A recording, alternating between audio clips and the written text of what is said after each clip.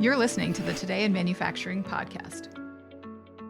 Hi, I'm David Mantian, and welcome to a new episode of the Today in Manufacturing podcast. Anna's back this week. Jeff is also here, and we're bringing you another episode with the 5 biggest stories on our website this week.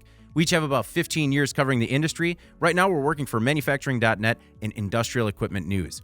Every week, we take the 5 biggest stories in manufacturing and discuss the implications they have on the industry going forward. Before we get started, please make sure to like, share, and subscribe to the podcast. You can also help us out a lot by leaving us a positive review on whatever platform you use. Finally, if you want to email any of us, you can reach us at Jeff, Anna, or David at IEN.com with email the podcast in the subject line. We're also live this week, so if you want to ask us a question while we're on air, feel free to do that in the comments section, and we'll get to it if it's relevant. If it's not, it's just a waste of your time. All right, before we jump into top stories, how you doing this week, Jeff? Good, man. How are you? I'm doing great. I was, doing a lot of working from home this week as a result of kid-related stuff, and it's just nice to be around, adults, people taller than 3 feet. Glad to have you. Yeah. Anna, how are you doing this week? I am good. I liked how in your intro you said right now we're working for IEN and manufacturing.net. Yeah. We are like gig workers. Yeah, no, it's it seemed a little, I take it back. It's like we're here indefinitely. I mean, we are right now. Right now, yeah. Yeah. You weren't wrong. Yeah. You weren't wrong. I know, but it didn't feel right. All right. We are very committed. No. Okay. Let's jump into top stories this week. All right. Our first story, Colt poised for U.S. comeback. In May, Česká Zbrojovka Group bought Colt Holding Company for $222 million. The gun maker is based in the Czech Republic and wants to parlay the Colt name into more market share around the world and contend for some U.S. military contracts. Until recently, the company's production primarily operated in the Czech Republic. The Colt deal came with factories in the U.S., which satisfies the U.S. military's Buy America requirement. CZG believes it could lead to big business, and the company projects to more than double its new size in just a few years. That would put it in the same league as Smith & Wesson and above Sturm, Ruger & Company. CZG plans to introduce and produce new non-Colt products in the U.S. and upgrade the primary Colt factory in West Hartford, Connecticut. Jeff, it sounds like at least more jobs coming to Connecticut. Yeah, it could be. I thought it was interesting in taking a look at this that Colt was talking about, CZ. By the way, congratulations for not just going CZG, actually saying the company name. Mm-hmm. Kudos on that one. Yeah, you like how I nailed Česká Zbrojovka and then ruined bought? I thought it was interesting that they were going after or talking about military sales when really the growth is on the consumer side, especially when we look at handguns. Well, there's been some incredible spikes in sales when you look at handguns. A couple of the biggest ones, when the pandemic first started last March, we saw total firearms sales increase by almost 100%. Went from like 1.3 to over 2.5 million handguns sold in the month of March in 2020. And most of that growth came from handguns. That's because you can shoot the virus. Oh. I think. Wow. I did not. I was not aware. I mean, makes sense. Another one, and we look at June of 2020, another huge spike, almost 2.4 million firearms sold. Again, 500,000 more of those were handguns. We saw similar spikes again in October and in March of this year and January of this year as well. And a lot of that is sort of a reaction to things politically, some of those firearm sales. But I just thought it was interesting that Colt was talking again about military. And when you talk about the military, that's typically rifle sales or long gun sales, as they like to say. So it just seems like the growth opportunity is more in handguns. Speaking of which, it's kind of interesting. Colt has sort of gotten a rejuvenation from their Python model. They actually discontinued this handgun, or it's a revolver actually. Okay. In 2000 or 1999 actually was the last year they were doing it. But apparently, and I've never watched Walking Dead. I know it's a huge show. I know it's hugely popular, but one of the main characters in there actually uses a Colt Python. Oh. So last year they brought that revolver back into production. Okay. So they've got some interesting things moving here, and it makes sense for them wanting to rejuvenate that business. It was just interesting to see what they're talking about as their strategic plan versus some of the maybe counter-prevailing market dynamics that are going right now in the U.S. at least. Yeah. It's a good show. It's a better book. Okay. Anna, what were your thoughts on this story? I thought it was interesting. that the executives are targeting $1 billion in sales. And Jeff kind of walked through some of their plans, and you did too, about what they're planning to do. A lot of it is a little bit strategically vague at this point, I think. One analyst quoted by Reuters called it ambitious. That said, like CZG says they're going to reveal investment plans later in the year. And these should include, as you mentioned, upgrades to the plant, making up for what it calls underinvestment in the past. I guess my big question is, we know they lost that key contract with the military over the M4 over quality issues, right? Yeah. They've had kind of a spotty presence on and off in the U.S. market since then due to their bankruptcy, the sell-off. Is there brand damage in your mind that's maybe not being accounted for here as they make this massive projection for the future? I mean, to Jeff's point, like there's been this, years of gun buying bonanza. This would have been a great time to build brand loyalty, and Colt was largely in like a rebuilding mode, I think. And then purchased by a European company, which means its longstanding legacy as an American gun maker, which goes back to like the 1850s, I believe, kind of takes a hit there. So this growth strategy, I think, relies not only on the U.S. military, but also heavily on the consumer market. Do consumers know and care that Colt is now owned by a European company? That's a real question. I don't know. I don't think they care about that. I think what's happened, though, is I think you nailed it a little bit. It's become really a legacy brand, and the new buyer isn't necessarily that worried about it being a Colt when you've got other brands out there like Smith & Wesson and Remington, especially when you look at rifles for hunting. Colt's not really there. And when you look at what they're really known for are revolvers, that's not really what most people are looking for. If you're a collector, if you're somebody who just likes to shoot, then you are going to do that. But with a lot of these sales coming from personal defense, people wanting to feel safer, people having concerns about potentially them not being available down the line, they're looking for more of a pistol, which is like a semi-automatic mechanical movement. So, yeah, it's going to be interesting to see how they bounce back from this. The one thing I wanted to point out, too, just in terms of stats and gun purchasing, and we know it's all gone like kind of crazy during the pandemic. Looking at some stuff here from Statista.com, in June of 19, it's basically the low point for the last 2.5 years, about 850,000 firearms. Yeah. Doesn't matter, handguns, whatever. Firearms sold in the U.S. It was actually down a little bit in April, and it was still 1 million more. Yeah. Firearms sold per month. Jeez. Yeah. So I can understand why they want to get into it. Not sure if they're going the right place or if that's really what they're going to do. Maybe they're just saying that right now. A couple of points there. And I want to get into the stats a little bit more too. My point is that Colt goes back 175 years. And so while it did, it lost that M4 contract back in 2013, and that was a huge hit for the company. It's the reason it went bankrupt. But I think that is seen more as a military specific problem where Colt has such a nearly 200-year-old legacy that is bigger than the problem. You don't think that took there was any erosion of that during those years? I think there was, but I think that there is a heavier sell in nostalgia right now, particularly now, than there is on potential reliability problems. I mean, I think those are easy to overcome when they say we're a new manufacturer that is reinvesting in new production capabilities. And I mean, I guess in a market where everybody's buying everything. Yeah. What's another Colt in the collection? But they're not even a top 10 manufacturer. They're not a top 10 in sales right now in the U.S. Right. And when you do look at handguns, people are thinking about Berettas and Lugers and things like that have a brand name. To say you have a Colt revolver, that was cool 50 years ago. Yeah. Now it's more like how many rounds can you put down range, how quickly? Yeah. And if you're looking at a revolver, that's not what they do. Yeah, but this company CZG also is relatively well known in handguns.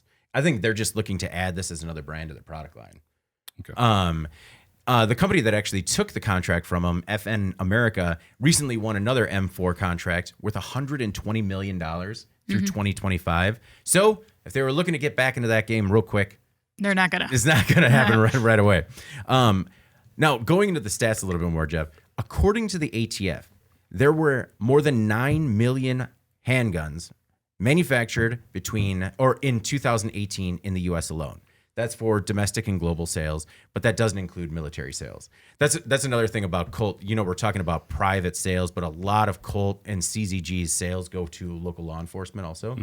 Now, since 1986, the U.S. has just created this flood of firearms. The high watermark was 2016. there was 11.5 million firearms manufactured in the U.S., which is insane to me.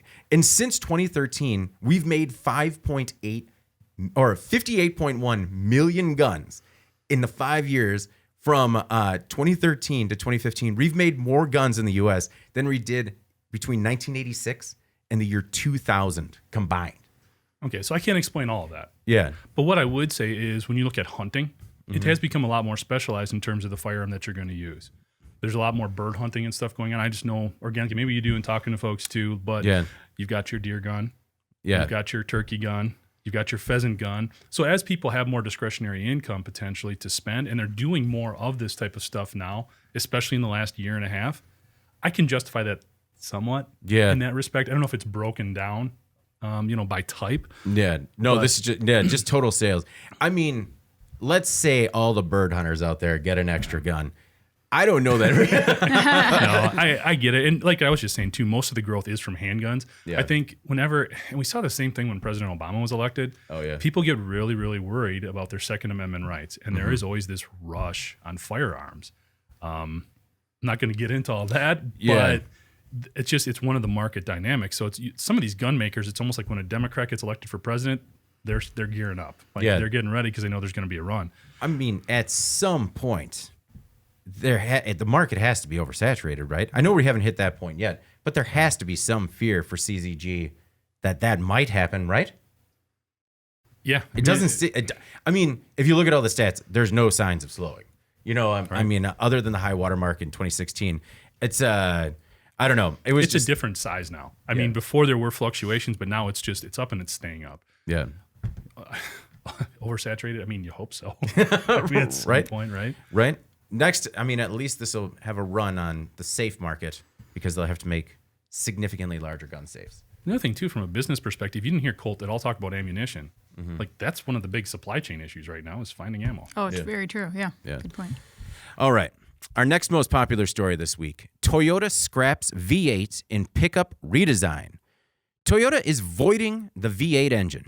The company redesigned the Tundra and swapped the 381 horsepower 5.7 liter V8 with base 389 horsepower 3.5 liter twin turbo V6 or an optional gas electric hybrid system with 437 horsepower. The changes needed to meet stricter U.S. fuel economy requirements. The old V8 got only 13 miles per gallon in the city and 17 on the highway. The company hasn't said what the mileage expectations are for the new engines or released pricing expectations, but it will be made in San Antonio, Texas. Anna, what were your thoughts on Toyota ditching the V8? Well, it was sort of interesting because this article talks about the Tundra in the context of its competitors and how nobody else has dropped the V8. But if you look at how Toyota's engineers are kind of presenting this redesign to the market, they make it sound like they want it to be different and that they're moving away from the highly competitive work truck market and into what they're calling, this is something new. They want to change the perception from a work truck to a fun truck. A fun truck. A fun truck. And let's be real, the Tundra isn't exactly like owning the work truck market right now. So like this works out well. Maybe. I don't know. But I guess, I don't know, like who is the fun truck market? It's not like the Tundra is cheaper than the F-150. It's really not. Those other vehicles are really nice and they outperform the Tundra. So I don't know exactly, like, you see those prices like creep up really quickly with add-ons and things. And so then obviously pickup trucks have become the most expensive kind of vehicle that you can buy. So maybe there's a market for this sort of for fun pickup that's got better fuel efficiency, but they're not cheap. So like I kind of am wondering where this gray area exists. And I don't know if you guys have any input on that. Like fun but expensive. Truck. Yeah.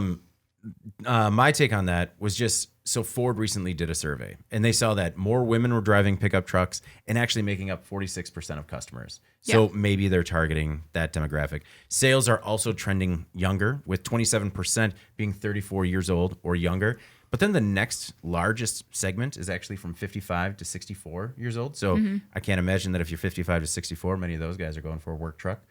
I think that they are though. I mean, like, they're going to retire into a fun truck. Okay. No, or maybe a lighter duty, still big truck. But Ford said that, I mean, kind of to your point of the fun truck, it's part of the family. And actually, I just want to kick that over to Jeff first before we go into this point. What do you think about it being a fun truck? Is a fun truck going to make them stop being the third most popular pickup in the U.S. and bump it up to 1 or 2? No. And I don't think they're even the third. Yeah, they're typically looking over the last 5 years, somewhere between 5 and 8. So it is a little bit gutsy in terms of what they're doing and taking something out of a lineup that's been successful. It definitely has its place in the market. Looking at some of the folks that do navigate more towards the Tundra than say the F-150 or something like that, something similar to Silverado, they do have the highest percentage of female buyers. The Tundra. The Tundra does. Oh, does. interesting. Okay. And that was according to, who do we have here? I'll have to get back to that one. According to hedgescompany.com, they did a breakdown of truck buyer dynamics, or demographics. I'll spit it out here eventually. Truck buyer demographics, the Tundra has the most female buyers. So I think there's that, but it was gutsy going away and changing something in the lineup. At the same time, it does echo a lot of different strategic movements in the automotive market right now, going to an engine that's more efficient as opposed to just focused on power. What's interesting, when I first saw this, I'm like, oh, they're going to smaller, less powerful type vehicles. There's actually more horsepower in the engine that they're going to. Yeah. So it's not so much that they're losing power, they're not losing speed, things like that. It's just more for hauling stuff. The towing capacity is a little bit smaller.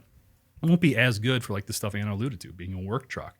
When I've always looked at a Tundra, I've always thought they were cool looking trucks. Yeah. They do have a different line to them than the F-150 or the Silverado or the GMC Sierra. So I think there is an element that fun truck maybe isn't the best moniker to use to describe it. Yeah. But it is a more stylish vehicle potentially. I think that does resonate with, in this case, you talked about female buyers. They also said it has a little bit higher purchasing level from Hispanic owners. So if you look at those two groups, and maybe they are looking for something that is a little bit more sporty going around town. We've seen, sedans and station wagons go the way of the Dodo. So this is a good alternative for those types of buyers. I mean, it can still tow up to 12,000 pounds and haul 2,000 pounds in its bed. So, I mean, when we say it's a fun truck, like, it can still get around just fine. It might not haul the Bobcat behind it, but, you can still do quite a bit of work with it. The interesting part of this Ford survey that I kind of found was that, again, going with the fun truck and being a part of the family, is that Ford found that 25% of people give their truck a name. And that actually seemed kind of low to me. How many percent? 25%, a quarter of the people. Do you have a name for your... I don't. I stopped naming cars once I started naming people.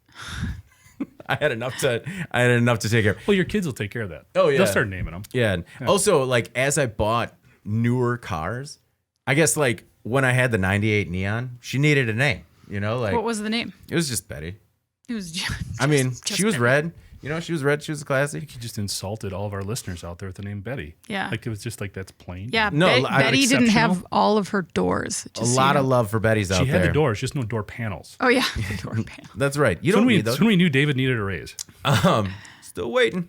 The other thing that this survey found was that 15% of truck owners have a tattoo of their truck or something related to their truck on their body. No. Yeah.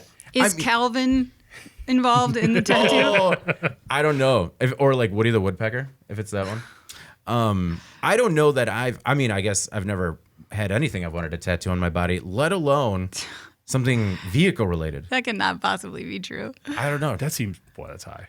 I don't know. The name I get, especially with like it's got some miles on it, it's got some character to it, but man, tattoo? Wow. Yeah, I'm just dedicated. Thinking of all these new female truck owners that are tattooing fun truck onto their shoulders. I'm sure that's where it's going. Maybe a lower ankle. All right. Have either of you guys tattooed car-related insignia on your bodies? How long have you known us? I'm just saying. I mean, every once in a while, we're going to cover something new. Do we have more stories to cover in this? Or yeah, but they are all actually tattoo Anna's related. dodging the question. Let's move on from this. Yeah. There's more there. We'll get back to that on the final thought. All right. All right, our next most popular story this week. Lucid unseats Tesla as electric vehicle range king. Tesla's reign atop electric vehicle driving range is over, for now anyways. The EPA recently certified that a new sedan from startup EV maker Lucid Motors can travel 520 miles per charge. It's the first time an EV has eclipsed the 500-mile range mark.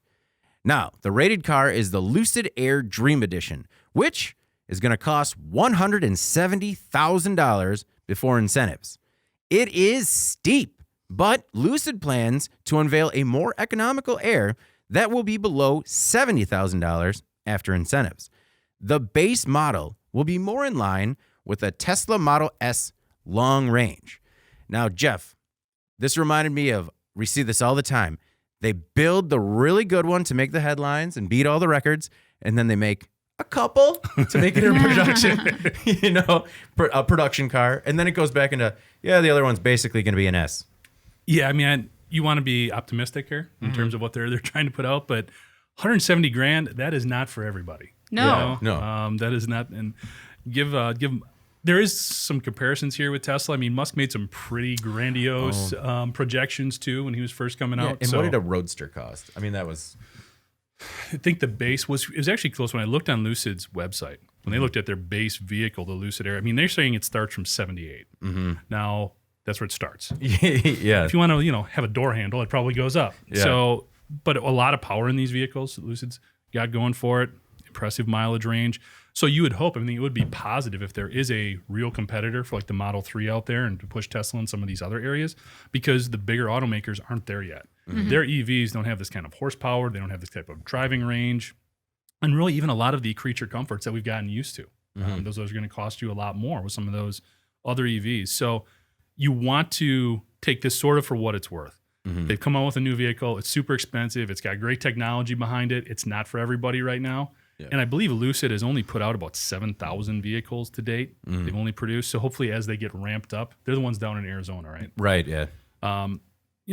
Hopefully they can spread this technology throughout their entire lineup and make it a truly, ideal competitor to Tesla, or a real competitor to Tesla. Right now, it's kind of not.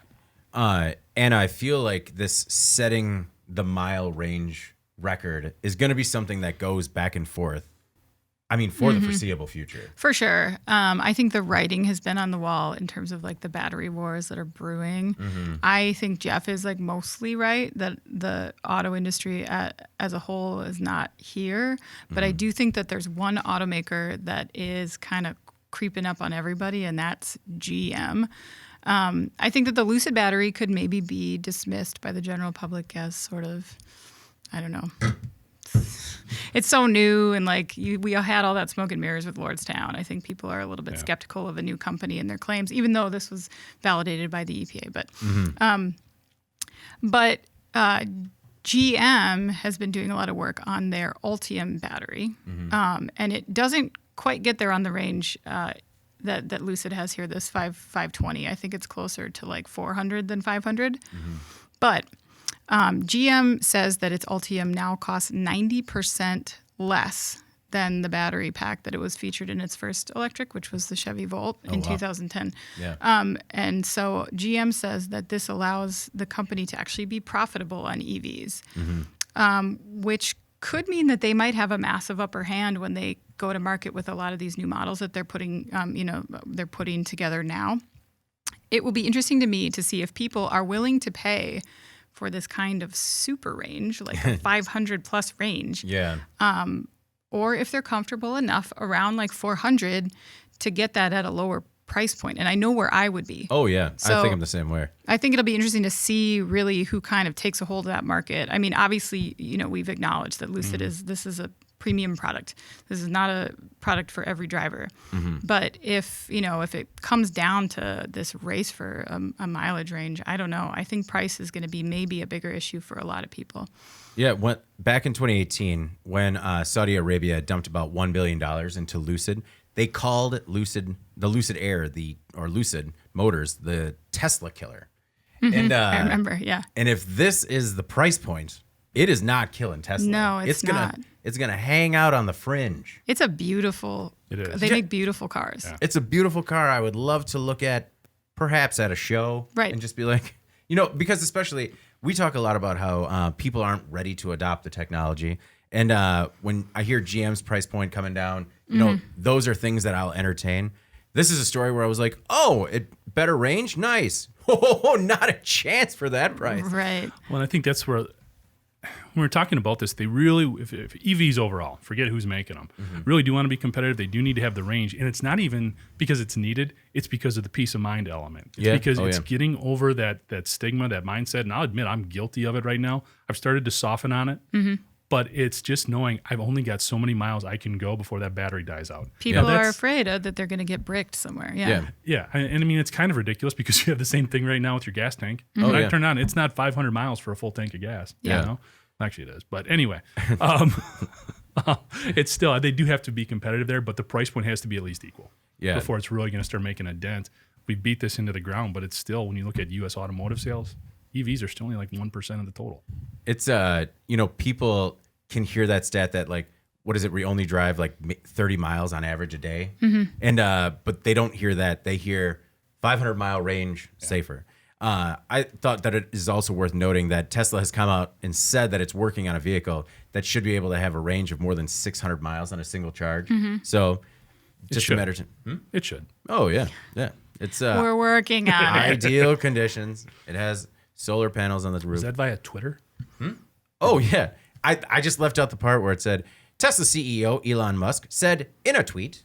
I mean, they've dismantled their entire public relations department, so that's it. It's just Twitter. It's Twitter, yeah. It's not a joke.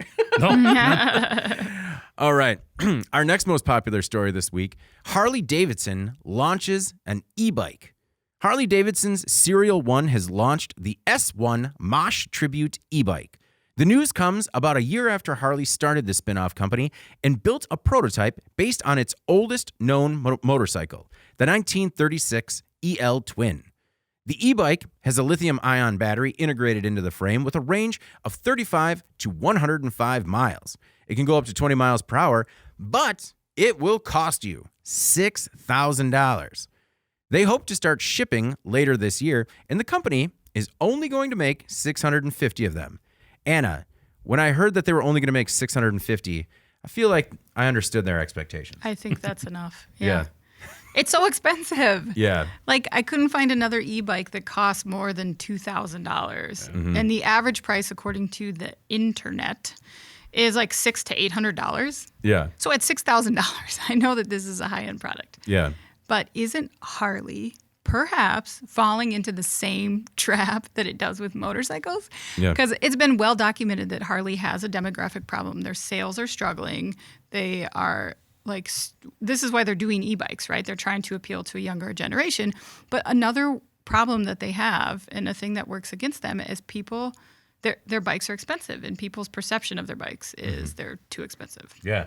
So they just took away all that fear with an immensely expensive I don't get it. It's e-bike. the most expensive e-bike on the planet. So, you know, like, but it says Harley. I know that it's my understanding that they're planning that this is a specialized product. This is a premium product, and it's a small run, right? That they're planning to make other less expensive, probably more, you know, general public type e-bikes. But why publicize this? You know what I mean? Because all you do is add to that perception that your brand is out of reach for millennials or whatever customer base that they like currently cannot reach, because it's been well documented that they cannot. I don't know. I just didn't. It didn't make sense to me from a marketing standpoint. But it didn't make sense to me either. And Jeff, don't you think that as Harley continues to try and tap other markets, it potentially alienates its hardcore group of fans? Yeah, there's a weird convergence of stuff with this one. I mean, there's got to be somebody at Harley who's been there a while, who's in a room, and they're putting this together. And he's like, where have we come from? Yeah. We went from designing $30,000 hogs to $6,000 e-bikes. Man, what has happened here? Yeah. But it is, like you said, they've had a branding issue for a while because there is that stigma attached. And they are working to reverse that. I think what this is meant to get headlines and show them that they're really committed to these lower cost, more environmentally friendly, alternatively powered bikes. Yeah. Now, what's really kind of funny here, and this is a limited edition. This is a special thing. This is a promotional item, in my opinion. Yeah. I agree. I just think it's a bad promotion. What's funny is you mentioned the price point. You can buy a new Harley Yeah. for $7,000-$8,000 now. And those are the street riders that they have. I think it's the 750 that they have out there now. The HD Street 500 starts at about $7,000, and the 750 is about $7,500. Yeah. So, or you for can a have little bit more. Have a banging pedal bike. Yeah, and that's the thing. When you put out these special editions, and big time car maker like Porsche does this, and Lamborghini does this, and they put out these crazy James Bond edition, vehicles.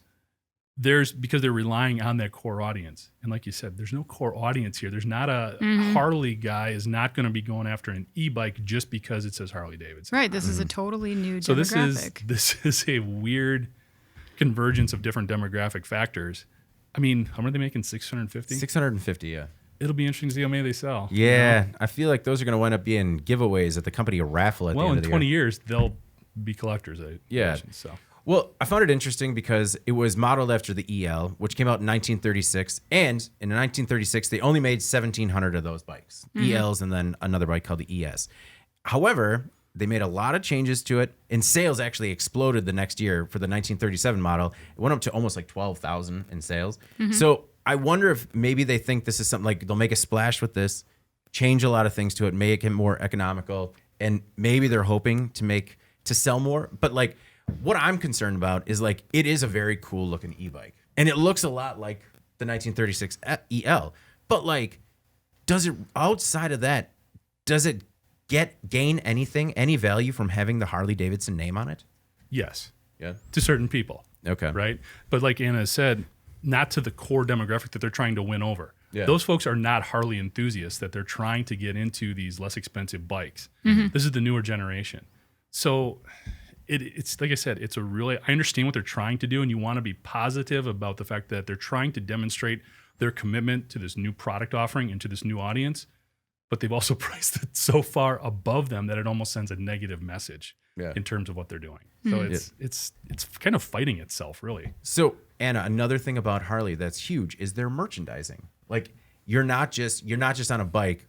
A lot of times you're wearing all of their gear. Yeah. So are we going to see a culture shift with Harley accessories as well? Like, we think of all that like biker gear, like I just imagine all these people on e-bikes with like spandex. Yeah, with like spandex and the like affliction style t-shirts that are all, or is it like, does Harley all of a sudden start making, flannels and beanies? Yeah, you can't wear leather on an e-bike probably. And if your target buyer is a 22-year-old vegan, then you got to change up some of your merch. Vegan chaps. That's got to be a thing. Hey, they want the best of both worlds. Yeah. They'll do them both. Yeah. It's just, I wonder whether or not they gain, like the e-bike company gains as much value from the Harley name as the Harley brand and motorcycle brand potentially loses from the association. I don't think it loses, but I don't think they're going to realize that gain like they had hoped. Yeah. People aren't paying for that name. No. I think people... It's a nice to have. I think Harley enthusiasts see something like this and are just like, what are you doing? Like or they ignore it. Yeah. So it doesn't it doesn't help.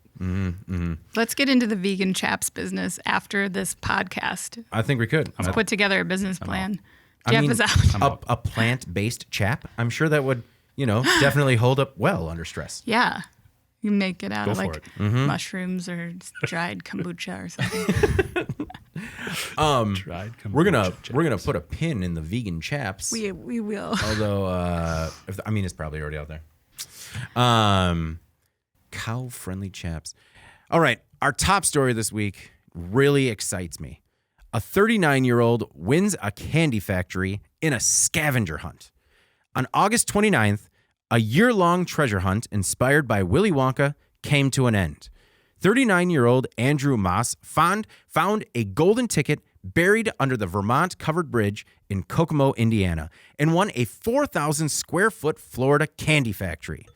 The game spanned the nation, with some 35,000 people solving riddles in search for golden tickets in each state. The scavenger hunt was the brainchild of 74-year-old David Candyman Klein, the man behind the Jelly Belly brand. Klein handed Moss the keys to his Sandy candy plant, which makes edible sand art treats. Moss lives in Colorado and is married with 2 kids that he didn't want to uproot. So he's working on a deal. Sorry, you kind of paused there. He said, didn't want. Yeah. To uproot. Oh, sorry. He lives with his wife and 2 kids that he wants so much he didn't want to move them to Florida to make sandy candy. So Klein is going to buy back the factory from him. Now, Moss says that the chase was the real reward and the money is all gravy on top. And Anna, Moss's dedication to his family aside, I found this to be an incredible story. I found it to be so unbelievable that I do not actually believe it. I don't know. I was not holding my breath when this campaign was first announced because it was so insane and far-fetched. And then did you see the video that they produced to like put out so the Candyman and his wife, they like made this video at home, put it out to like promote the game. But it was like the most low budget thing I've ever seen. And so I was like, this isn't real. But then they did it. And I think we still need to see how this plays out. Yeah. Because despite the fact that this guy solved the riddles and won the game, there's been very little about the candy factory. It was almost like a aside in the article about like the candy factory was such an outrageous prize. Like it's something nobody wants. So why was it offered as the top prize? Right now, all that's been said is that like he's working out a deal for the original owner to buy it back from him. Candyman's going to take back his kingdom. Yeah, like is this some kind of a tax trick? Like I'd be interested to see how this plays out because like can you imagine your boss creating a viral marketing campaign where the end result is a stranger gets handed the keys to your business?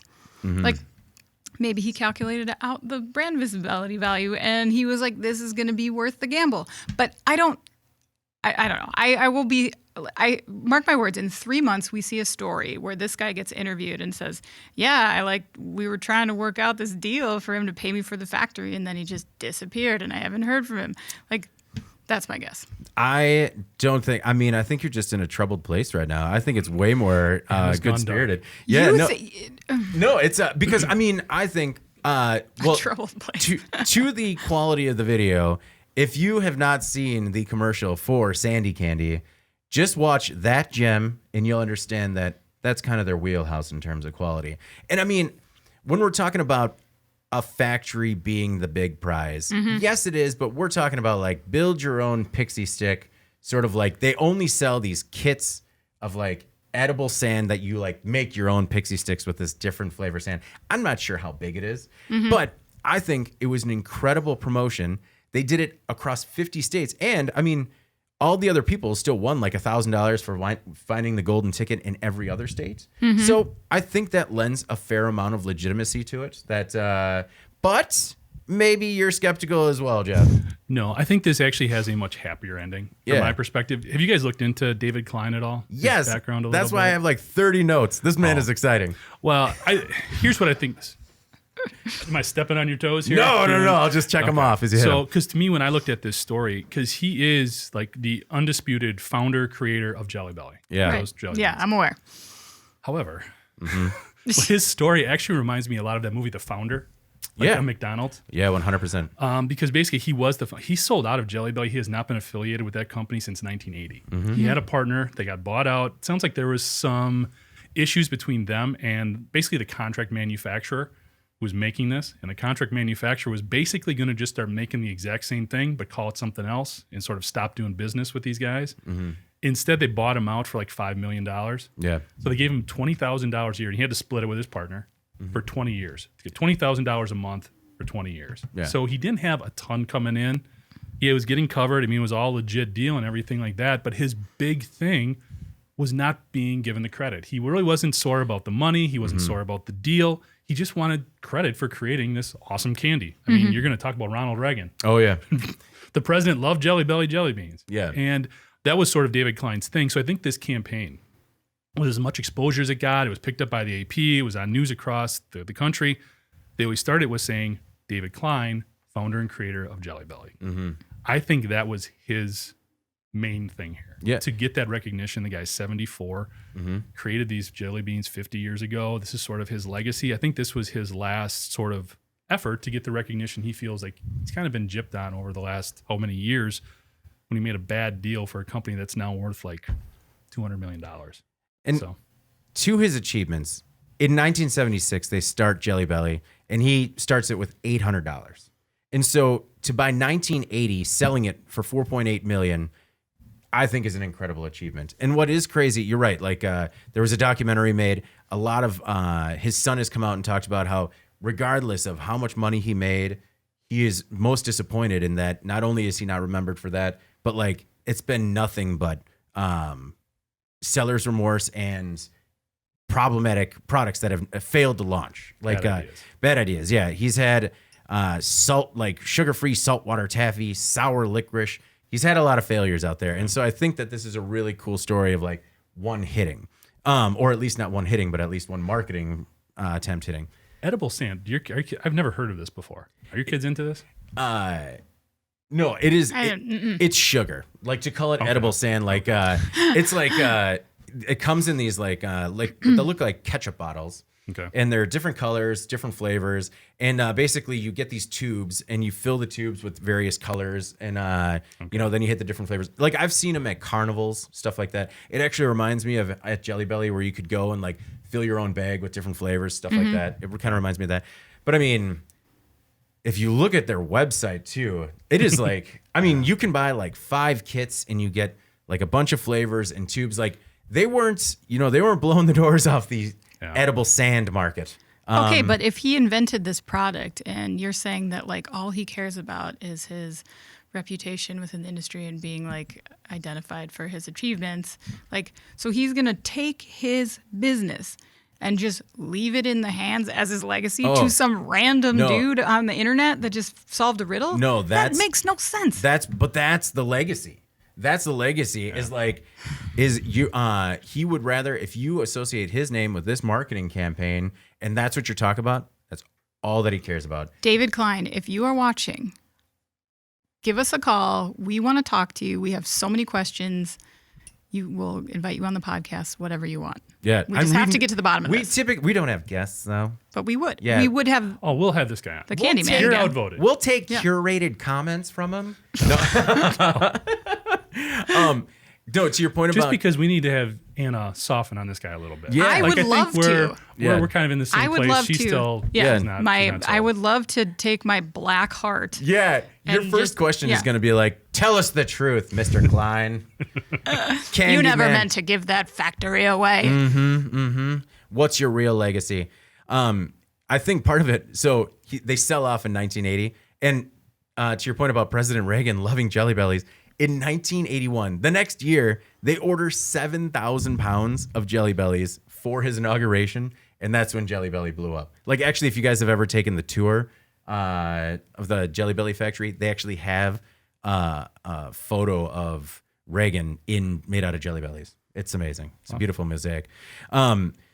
So it was a big part of the story, which was covered in the Kokomo Tribune, which I highly recommend reading, and maybe you'll soften even more, Anna. But so Klein and his business partner, this woman, Stephanie 30acre, drove around the country hiding these tickets in every state and then creating the riddles. And I mean, there was a lot of people. They limited registrations to 1,000 people per state. Whoever wanted, got the riddles were boss. Like I saw how hard the last clue was. Yeah. And it got to the point where like it wasn't even going to be solved. And so they had to give hints. And just how he figured it out was, I mean, there's even like a Beach Boys connection. It's amazing. It was really good. Yeah. And I mean, this guy, he actually registered and failed to solve, to find the golden ticket in Colorado, Kansas, Wyoming, and South Dakota.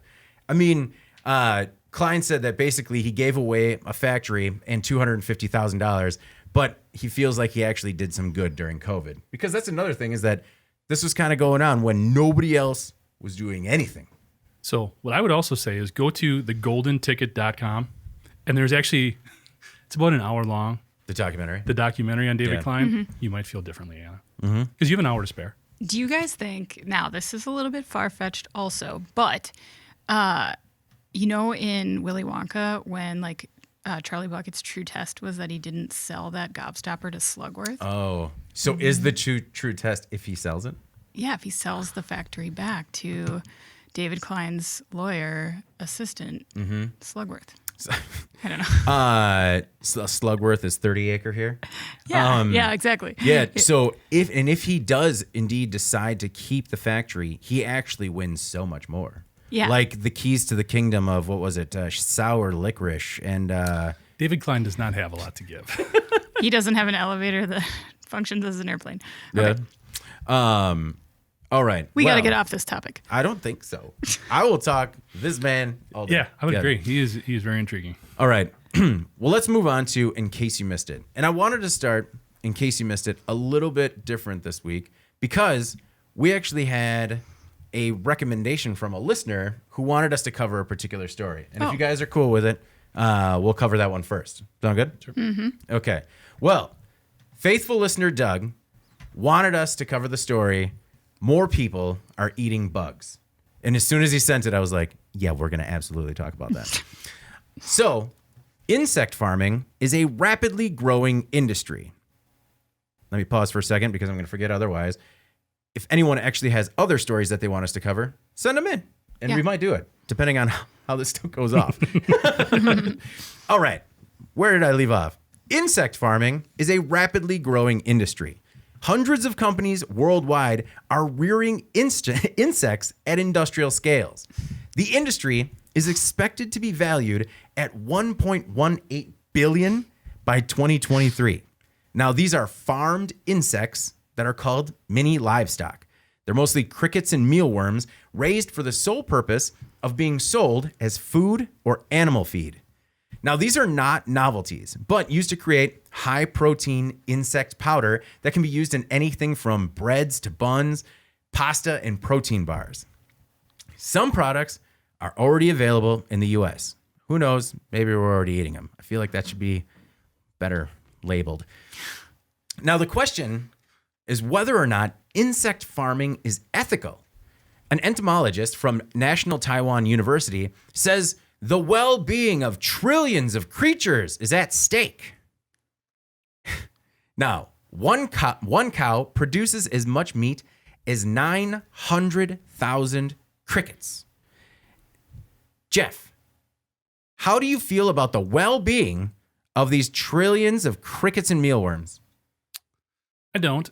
I think, looking through the article, it does look like they're being really as ethical as you are with any other livestock. Yeah. Okay. I mean, it doesn't look like they're being starved. They're obviously being fed and just harvested like you would a cow, a pig, a duck, a goose.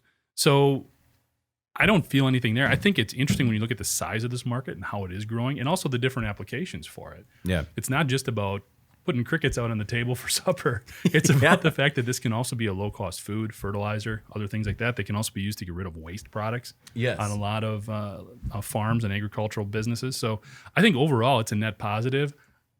I understand. My bigger concern would be from a safety perspective, like what happens if you've got a million of these flies that get out, or all of a sudden, the crickets get out and they start decimating cornfields.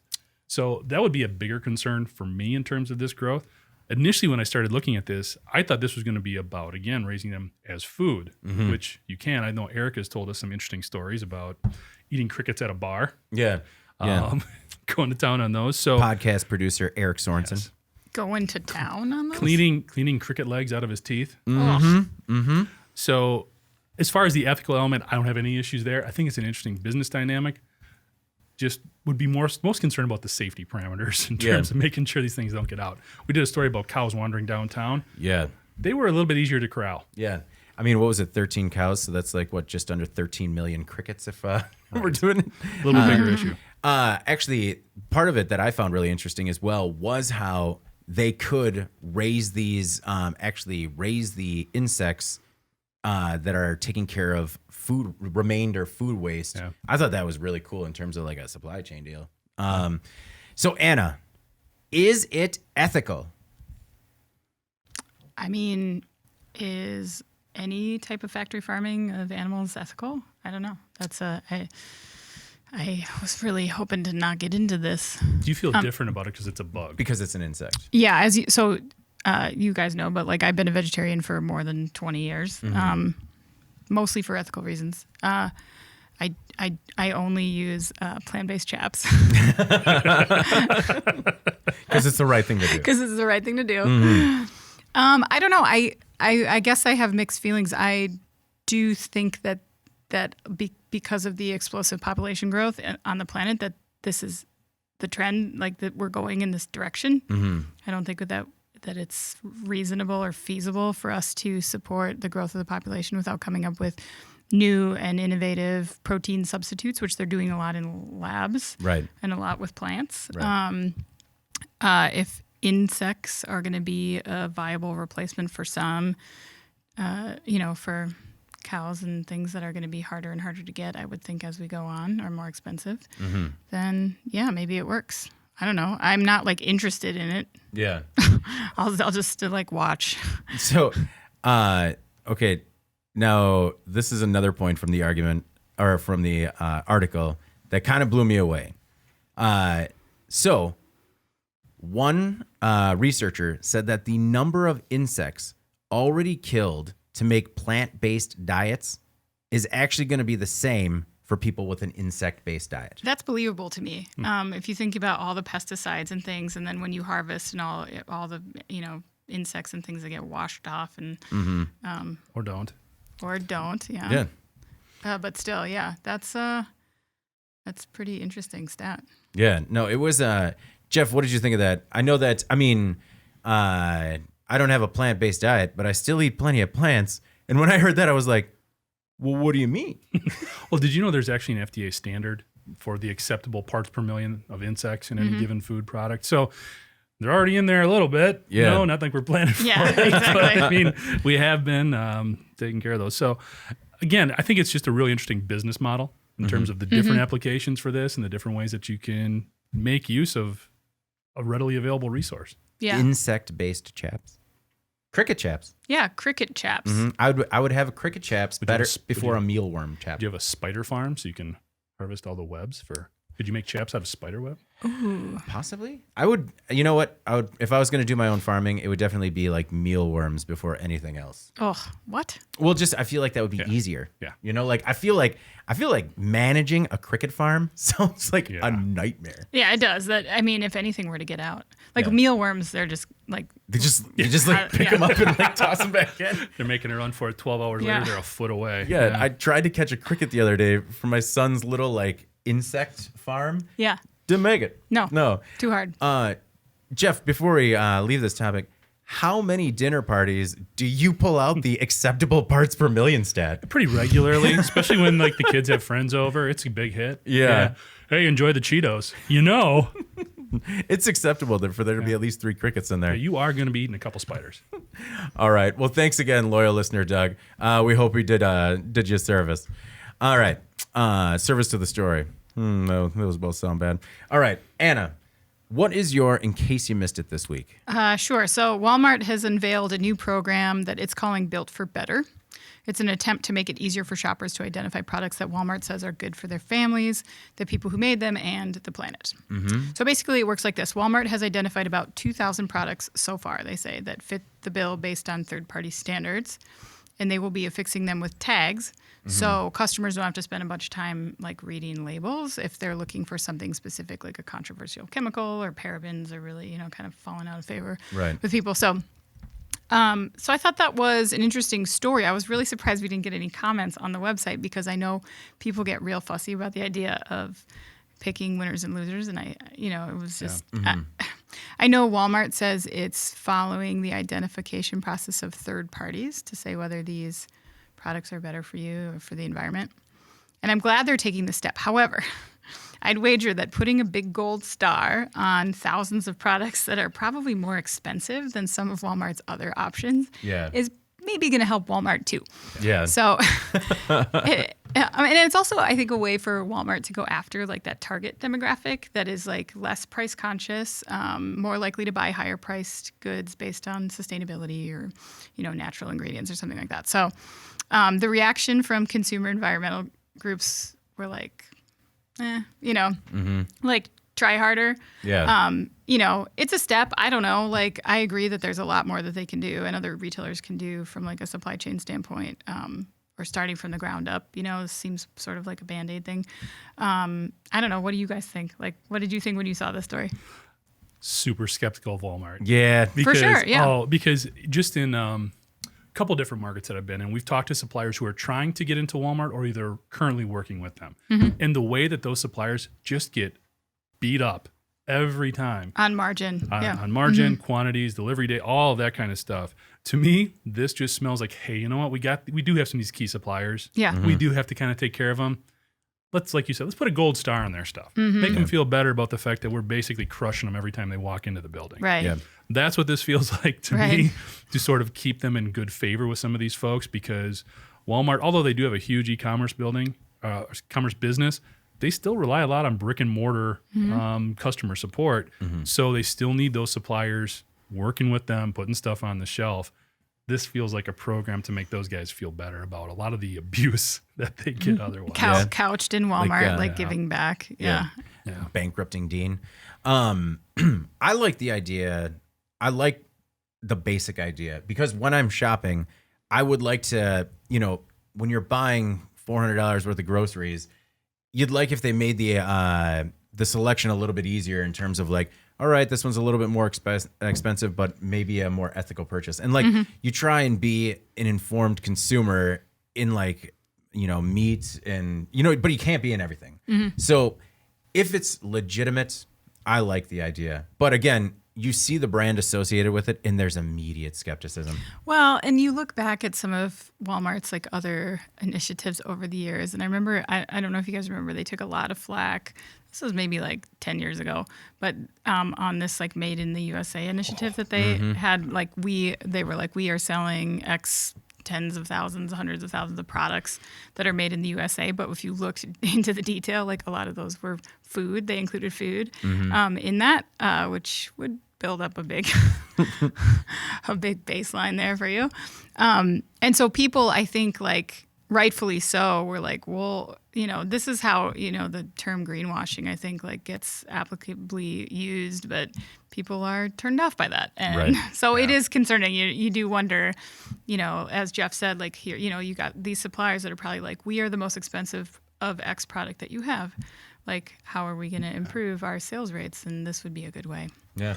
The gold star. I'd like a little more transparency around that third party that is making these recommendations or whatever. And how how it's funded, the research. Sure. All right. Jeff, what's your in case you missed it this week? So I thought this was a pretty cool one. Talking about aluminum wrap used to protect homes in wildfires. So basically, we've been talking a lot about the wildfires out west, California, Nevada, Oregon had some horrible stuff going on. And basically, a product has been developed, and it's not that different than basically the aluminum foil you buy for leftovers and use when you're cooking. But it can be wrapped around a house. It's obviously industrial grade. It's not inexpensive. But when they looked at the one case here where it was an individual just outside Nevada or just outside Reno, he had a, let me see here.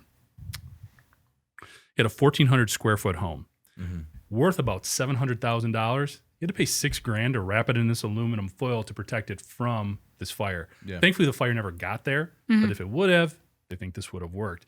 To me, this just seems like a really novel approach when you have folks spending a lot of money on these vacation homes or other places or just their home, like where they live. Yeah. You would hope maybe insurance companies can get on board here a little bit. Yeah. And realize, you know what, maybe we spring for a couple $1,000s in aluminum wrap and help them do this and do it right. Get a contractor involved or a service company involved to help preserve some of these people's homes, whether it's a vacation home or where they live. And not just that, other structures too. They talked about protecting some historically significant buildings as well. So I just thought it was a really cool approach with something that we already have, made it a little bit better, had a really positive result. And if you look at the picture, I mean, if you could imagine wrapping a house in tinfoil, that is exactly what it looks like. Yeah. It looks like the beginning of like a gingerbread house. Exactly. No, I actually covered this technology when they were developing it at university level. I can't remember where it was initially, but it was crazy because it was all these students basically building sheds in the woods, covering them in this foil as a wildfire came in. It's crazy. And no, I definitely, that's the one thing I thought about though, Jeff, is who's going to pay for it. Like you almost think that if you live in a wildfire zone, that this becomes a part of like your insurance policy, where if you buy this policy, a team will come out and wrap your house. Because if it is a $700,000 house, I mean, everybody wins if the house gets wrapped and it works. Because that was one thing, like when it was on the R&D side, and maybe it's come a little bit further, was that there was still a fair amount of like damage to the outside in terms of like, you know, the smoke wicking in between the seams, stuff like that. But I mean, maybe they perfected some of that because you'd still get this sort of black marks from wherever the seams were. But I think it's really cool. Anna, how about yourself? Yeah, totally. I mean, we've seen how scary this stuff can get, and more and more has happened as the years go by. So I don't think that wildfires are getting any better. Yeah. Well, maybe it's something that gives people a little bit more peace of mind if they're thinking about building in those sort of zones. I don't know. Well, yeah, and you can't. I mean, at this point, like people can say, like, don't live there, but that's like That's not reasonable. that's not a helpful suggestion, right? Yeah. So, like, yeah. Well, even like we talk about that show Homestead Rescue. How many times do they do stuff when folks are kind of out there trying to live off the grid? Yeah. Wildfires take them out. I mean, Yeah. that's all those folks have. I know, Something it's like this. horrible. Yeah. All right. Mine, in case you missed it this week, was McDonald's phasing plastic toys out of Happy Meals. By 2025, McDonald's is going to drastically reduce the plastic in its Happy Meal toys. The company wants to switch to three-dimensional cardboard superheroes kids can build or board games with plant-based or recycled plastic. McDonald's is also looking into using recycled plastic toys to make new restaurant trays. The move will reduce virgin plastic use by 90% compared to 2018 levels. Now, I was just wondering, if you can recycle the toys to make trays, why can't you recycle them to make cool toys? Anna? I don't know, David. The reason that I was thinking about this is because Burger King and other companies have already moved to like paper toys. And I don't know if you bring your kids to like the Happy Meal treat every once in a while, but basically McDonald's is the only one that isn't garbage. So like, when we travel, we every once in a while get fast food. It's kind of like one of those cool things of being on the road.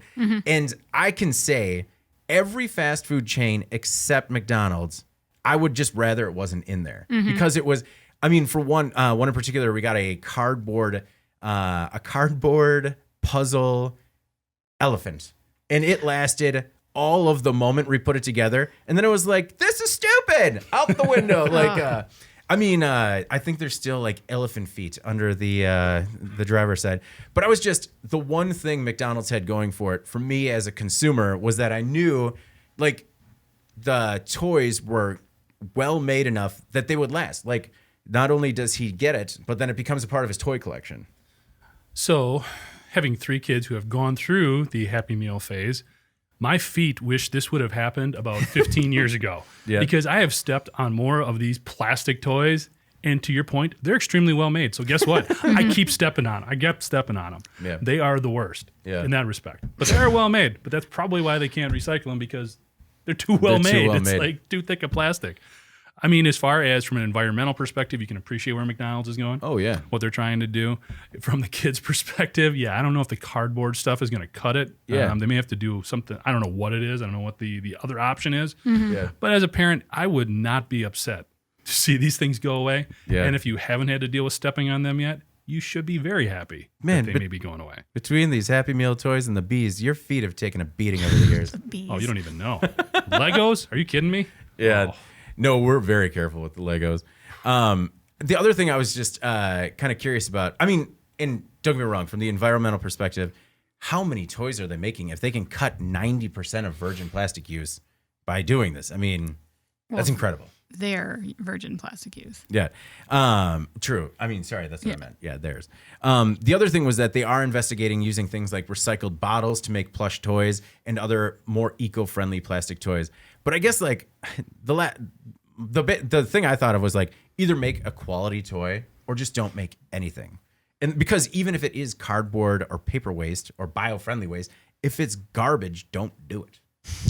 I don't know. Yeah, but stuff might be more appealing to like a kid of an older age. Like your oldest is 3. You probably can't like build the rocket ship out of cardboard, but my 6-year-old can. You know what I mean? So like beyond that, do they keep the rocket ship then? It sits in our house until I throw it away, and then they find it in the garbage and are mad. Yeah. Oh, I threw away a lot of those things. Cleaning up, whoops. Oop, that was an accident. Man. Sorry, all those Shrek toys, I don't know where they went either. So my mom kept all of our McDonald's Happy Meal toys from when we were little because they used to be really nice. Yeah. So like all the California raisins. That was Hardee's, whatever. Was it? Okay, well, those are in there. The chicken nuggets with the outfits on, and there was like a cop, and there was I don't remember, a pilot or something. There was we have all those. So she still has them, and now my kids play with them. So I know that's like pretty cool. Kind of ruins the rage against the plastic toys argument. Well, I think part of the reason they want to get rid of them is because they just become garbage. Landfill stuff. Yeah. No, I totally agree. And I for every one that gets kept, and over the years, there's probably 15. Kind of me. Yeah, no. Even with the Space Jam toys that they just had, going into the daycare parking lot, you just see oh, that's a devastated Space Jam ball right there. Yep, some kid just threw it out the window, and it probably was gonna pop my tire. Remember when we saw the doll in the dumpster? Yeah. Yeah, there's nothing more sad than a daycare dumpster. Like Toy Story 3 just nailed it. Everything about it. Saddest thing. But no, to your point, if they make, I don't know, I think if you make a more quality product, people will appreciate it, and it might stand a chance to stick around as long as the kids clean it up. All right, let's move on to our final thoughts this week. Jeff, do you have a final thought this week? So you brought up the Hornets. Mm-hmm. So I was cutting the grass last night, and there is just I feel like there's a sci-fi movie brewing in my yard because they were just waiting for me. They were all just right around the hole, just kind of swarming. They know what you did. Just ready. And I think I said I've emptied 3 cans of the wasp killer stuff on this hive. Nothing. They're just laughing at me. Oh my goodness. So there is an understanding between man and beast that I just leave them alone, and they will leave me alone. Because I was thinking about going out there again, and they're just waiting. Yeah. And then I noticed another hive way up on the house. So at some point, that's going to be an adventure too. Oh no. Yeah. You're going to wait till it freezes and then just knock it off. Yeah, you got to take care of that. My goodness. So the saga continues. Any tips on getting rid of hornet's nests? I am wide open. The one in the ground, just pour a bunch of gas on it, light it on fire. There's a tree right there, David. Don't splash the tree. Okay. Yeah. It's just like that. We'll put up a barrier. That's how I become one of our safety stories that we cover. We'll get it. Anna, your final thought this week. Okay, so after this, I'm going to look up how to take out a hornet's nest, and then also try to find a URL for our new business, which is either going to be veggiechaps.com, plantchaps.com. Plant chaps. Or I'm glad to hear it's a little more lighthearted because you were kind of a dark heart on this episode. You kind of took it down. Guys, I just, when you are a candy maker,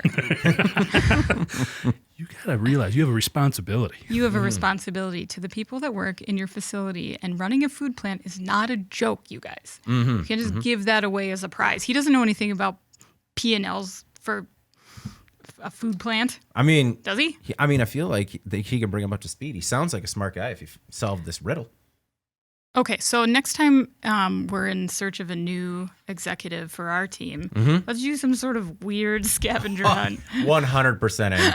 100% in. I like where this is going. Yeah, I'll start writing the riddles now. I am sorry I said it. I'm not sure who had mentioned the spider farming as part of it, but one reader did suggest silk chaps as part of a product line. Ooh, yeah. Because then we have the plant-based. That might give you a really unique customer base. I mean, I feel like we're just stealing market share from yoga pants. In 20 years when we have one pair. It took a significant amount of silk. A lot of webs. Yeah. All right. Well, my final thought this week is that I know that we talk a lot about the labor shortages and how difficult it is for people to find work. And I just want to talk about how difficult it is to keep kids in daycare. And because right now there's a lot of daycares that aren't even staffed. Some are closed right now. Yeah. We're lucky enough to have one of the good ones that is been able to keep the doors open. But I just, have really felt for a lot of people that have maybe decided that, they don't have the luxury of working from home. And I definitely understood this week that, some careers are just not tenable right now as a result of the lack of access to daycare. For sure. And I just feel like that's very unfortunate. On the brighter side, last week I was talking about going to the first concert in about 2 years, and it was amazing. It was What was fantastic. it? I missed the podcast last week. Oh, that's all right. See, when I missed the podcast, I listened to it. No, but That's you, David. If David is not here next week, You do you. everybody just got really uncomfortable in here. I went to see Run the Jewels at Summerfest. Nice. And A, really enjoyed it. B, it was my first concert in 2 years. It was their second in 3. So they were kicking some rust off, but still had it. And he came out and said just like, hey, we've done this twice in 3 years, so thanks. The other thing is that COVID concerts, not a bad thing. Because everyone's kind of like, normally you're just on top of each other. Yeah. And people were kind of keeping their space and just kind of give the nod, and you're like, all right. That's nice. Take another step. Yeah. It was, really enjoyed it, though. Cool. All right. Anything else before we get out of here? No, not after that public shaming. I'm very sorry, and I'll be more sorry later. All right. Before we get out of here, please make sure to like, subscribe, and share the podcast. To email the podcast, if you have any story ideas you want us to cover, and in case you missed it, you can reach any of us at Jeff, Anna, or David at IEN.com with email the podcast in the subject line. You can also subscribe to our daily and weekly newsletters. Make sure you get it in your inbox first. All right. For Jeff and Anna, I'm David Manti. This is the Today in Manufacturing podcast. We'll see you next week. Thank you for listening to the Today in Manufacturing podcast.